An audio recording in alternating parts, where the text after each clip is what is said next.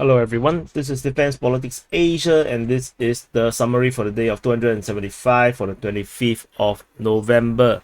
Let's start off with a revelation, a huge revelation. I always use this source, Rybak, a pro-Russian source, and finally the founder of the Telegram channel has finally revealed himself. His name is Mikhail Vinchuk. He's actually a former employee of the press service of the Ministry of Defense of Russia. He's no longer working for the Ministry of Defense of Russia now, and he's previously a graduate of the Suvorov School and the Military University of the Military of Defense of Russia. And he was also a commander in a special group, an analyst, and a military interpreter working in a department which I have no idea what it is. And this is his face. No, he looks like this. So Mikhail, he says that Rybak has a network of informants in Ukraine. So this includes within the headquarters of the armed forces of Ukraine. And then he also said that the population of Ukraine often help to give them coordinates, and the most active of such people are between 28 to 42 years old. He said, but he also revealed something very interesting, that the young people who are below 28 are radically pro-Ukraine or neutral. So it's very difficult to to work, especially when the Russian forces redraw. And he also mentioned very interestingly that the spokesman for the Russian government, Peskov, is not a reliable source of information. And at the end of the interview, Mikhail also hints that there will be no more military propaganda in the country. I believe what he's trying to say is that because of channels like Rybak, military propaganda from Russia, when they try to give out misinformation or fake information, or try to make come out with hopium or copiums, all this feel good messaging will not be a thing in the future, because Rybak and all these other Telegram channels like War Gonzo, always burst the bubble, which is why this is rather significant. Another interesting news is that Ukraine, let me take off his face. So Ukraine has banned the export of firewood. So the government of Ukraine banned the export of firewood, and this will allow them to accumulate it in Ukraine, according to the Prime Minister Denis Shmyhal, which means that the power situation, the electrical situation in Ukraine has gone down to a critical level, and which requires them drastic actions to even ban export of firewood. But there is a lot of trees around, so yeah. Anyway, another interesting news was that the Wagner private military contractors have revealed that they have foreign battalion, and especially weird is that it is commanded by a retired US general. I have no idea how accurate is such information. Maybe it's just propaganda, try to create misinformation or disinformation.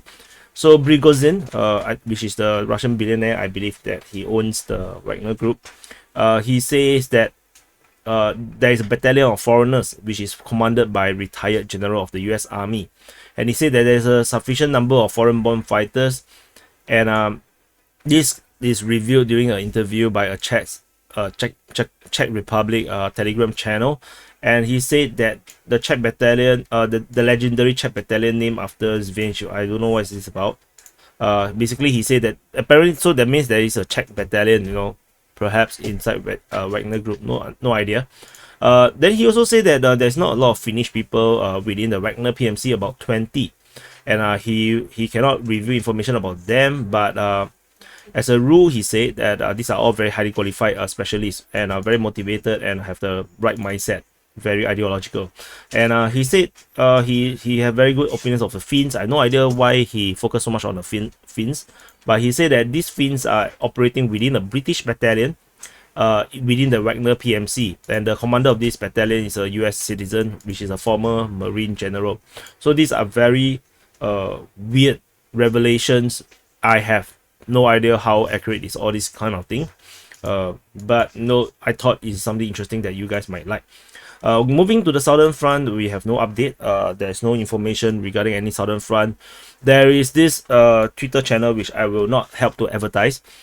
Claims that the Ukrainian forces have landed and taken over this entire ski lake. You know, this is a ski thingy, and then this is the lake. You know, the Ukrainians have taken this entire ski lake, and no other sources have mentioned this or even any fighting within here anymore. So that's why I didn't map it in, because I don't think this guy is credible at all. But I have to mention that I saw it, in case someone, you know, comment below and say, hey, why you did not see this, you're so lousy. Okay, then moving on to the Zaporizhzhia line.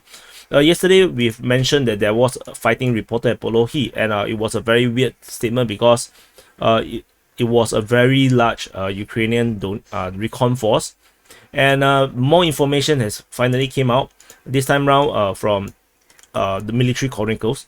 So apparently this is not a recon force, it's actually an offensive force, it's actually an attack force.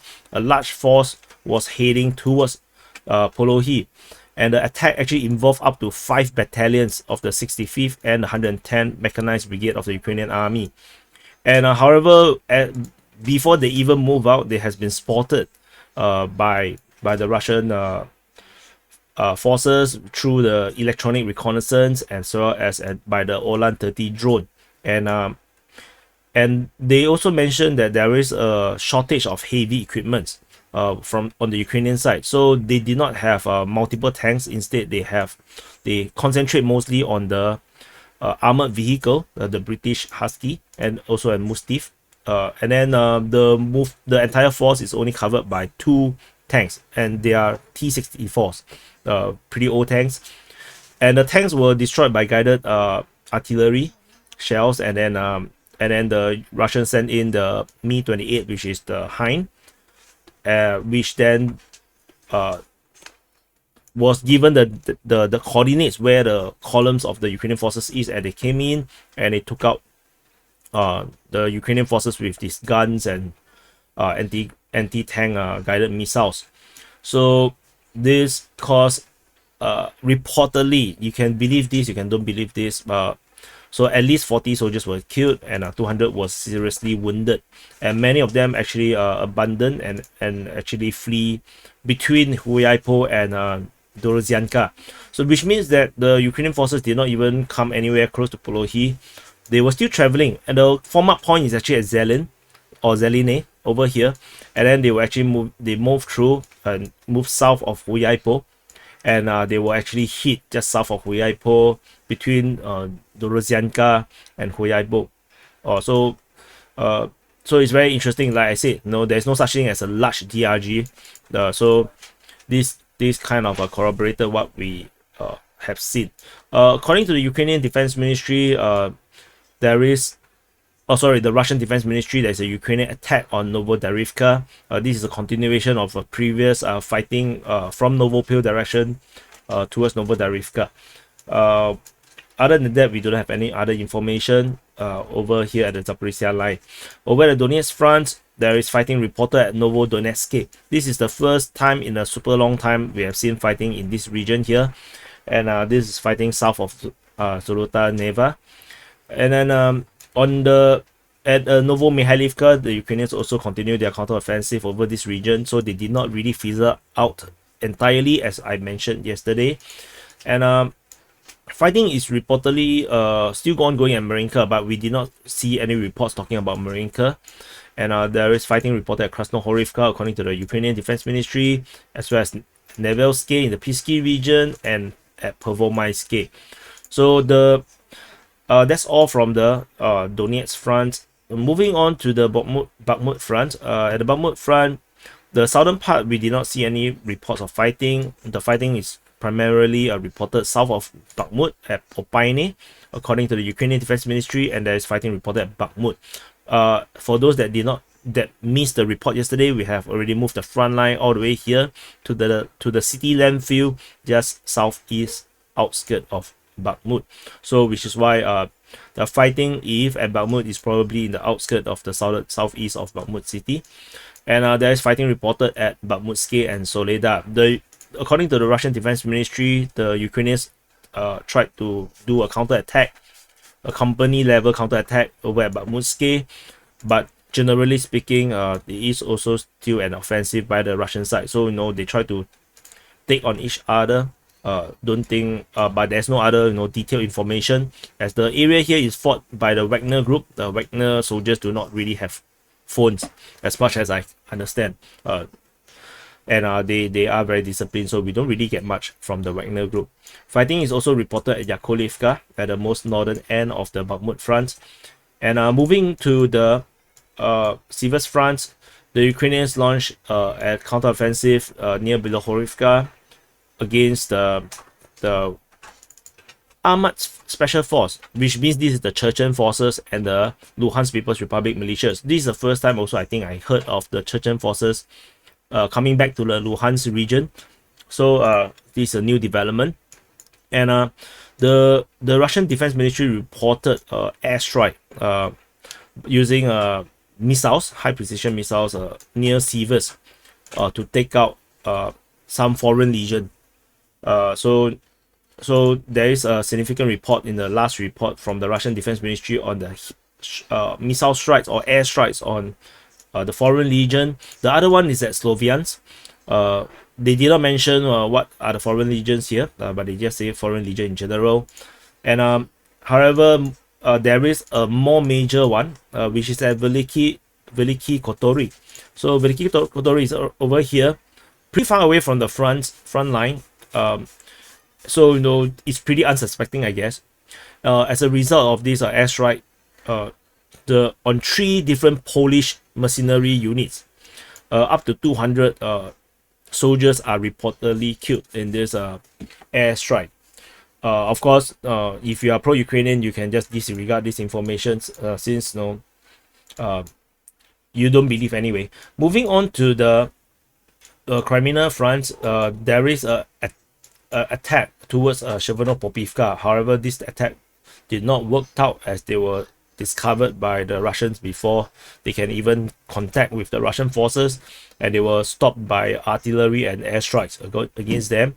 We talking about airstrikes, I haven't seen any reports of Ukrainian Air Force attacking for a very, very long time.